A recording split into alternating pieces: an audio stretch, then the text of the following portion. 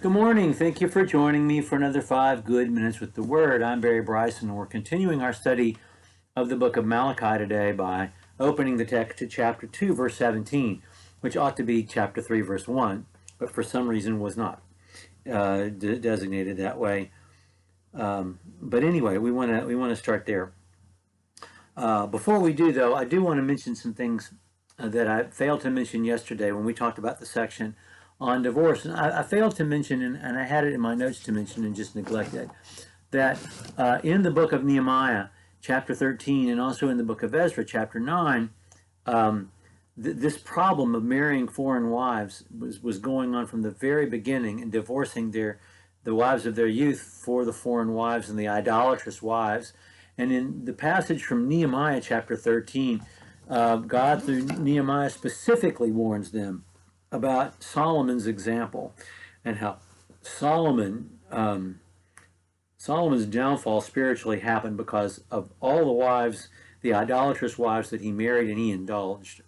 And so it'd be nice to go back, if you would like to, and look at Nehemiah chapter 13 and see what Nehemiah has to say to these same people on the topic. Okay, so in Malachi chapter 2, verse 17, we have another assertion from God. I'm tired of you. I'm tired of you. Well, why are you tired of us? And then God tells us why he's tired of them, and the assertion that they make that God doesn't pursue justice. And then God's promise of the Messiah to bring about his justice. As we've said before, this book is first and foremost a theodicy. This is God establishing, demonstrating his own righteousness and their unrighteousness. And so let's read chapter 2, verse 17 through chapter 3, verse 5. You have wearied the Lord Yahweh with your words. You say, how have we wearied him? This is how. You say, everyone who does evil is good in the sight of the Lord, and he delights in them. Or you say, where is the God of justice? Behold, I am going to send my messenger. And there's that word messenger again, Malachi. And he will clear the way before me. And the Lord whom you seek will suddenly come to his temple. And the messenger of the covenant in whom you delight, behold, he is coming, says the Lord of hosts. But who can endure the day of his coming? And who can stand when he appears? For he is like a refiner's fire and a fuller's soap. And he will sit as a smelter and purifier of silver. And he will purify the sons of Levi and refine them like gold and silver, so that they may present to the Lord offerings in righteousness. Then the offering of Judah and Jerusalem will be pleasing to the Lord as in the days of old, as in former years. Then I will draw near to you for judgment. I will be a swift witness against the sorcerers and against the adulterers and against those who swear falsely and against those who oppress the wage earner in his wages, says the Lord of, the widow and the orphan and those who turn aside the alien. And do not fear me, says the Lord of hosts. Okay, so much here that we need to take note of.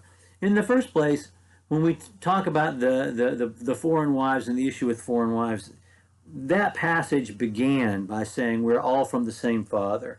And this section ends by saying anybody who mistreats a foreigner is going to be judged and swiftly judged. So let's not think that God is in any way condoning mistreatment of people because they're not Jews, because he's not. In fact, he's condemning it and reminding his readers that humans are all the children of God. They're tired of God, and he's described that so vividly. And he says, well, I'm tired of you. I'm tired of you. Why are you tired of us? I'm tired of you because you think that I prefer people who are evil and that I am not a God of justice. Well, this is what I'm going to do. And he's talking about the sending of the Messiah, preceded by a messenger. That messenger will be described again at the end of the book. And then the Messiah will be the Lord himself. The Lord is coming. I'm coming. I'm coming to my temple. And Jesus did come to Jerusalem. He did come to the temple. He did cleanse the temple. And so all of those things came about. God himself, God as Son, came to the temple and came to Jerusalem and came to the Jewish people and delivered the message of God. But this is not seen, as in Isaiah chapter 2, as the initiation of the flowering of this new and wonderful age. It is seen as a day of judgment. And Jesus himself uses these kinds of words. Jesus says in Matthew chapter 10, verse 34, I didn't come to bring peace but a sword. I came for judgment. Even though in John 3:16, the Lord didn't send his son to condemn the world, but to save the world, but not to condemn the world. The world through him should be saved. But the sheer presence of Jesus is itself a judgment, as Jesus points out in Matthew chapter 10:34, because people have got to choose sides. They've got to make their choice. They can't just lollygag around in a middle ground. And so, this connects Elijah on Mount Carmel. How long will you limp between two positions? With the prophecy of Malachi and the coming of the Messiah. It's all connected. It's all the same. And Jesus is the bringer of grace, and he is the bringer of the abundant life. But he's also the bringer of judgment, because we have to make our choice. And when he talks about, being he's like fuller's soap, refiner's fire, the smelter of silver, so many times in the New Testament, these images are used. Not only in Paul and Peter, John, they're used to describe the process of sanctification. When he talks about the people of Levi, the Levites, well, that's us. It's everyone who's a Christian, because we are a kingdom of priests, as Peter points out in 1 Peter chapter 2, verses 8 through 10. We are the royal priesthood. Jesus is a king and a priest, and we're the royal priesthood as his followers. And so this process of sanctification is not going to be easy. And it's going to feel like judgment a lot of the time. But that is not an evidence of God's lack of justice.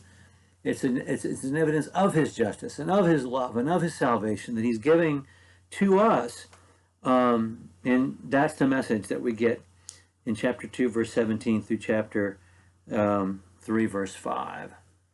Okay, we can't preach love and justice without preaching judgment. And you can't preach judgment without communicating love. It's all the same thing. It's all the same thing. It's the same God, the same message. The difference is us. And how will we respond? Okay, we'll pick up with chapter 3, verse 6 next time, where he gets a little more specific about the sins of the people. And he returns to that other theme word. He's got the theme word of messenger. He's got the theme word of curse. And then the theme name of God is the Lord of hosts. We've seen that throughout. See more of that tomorrow as we pick up with chapter 3, verse 6. Thank you for joining me for another 5 good minutes with the Word.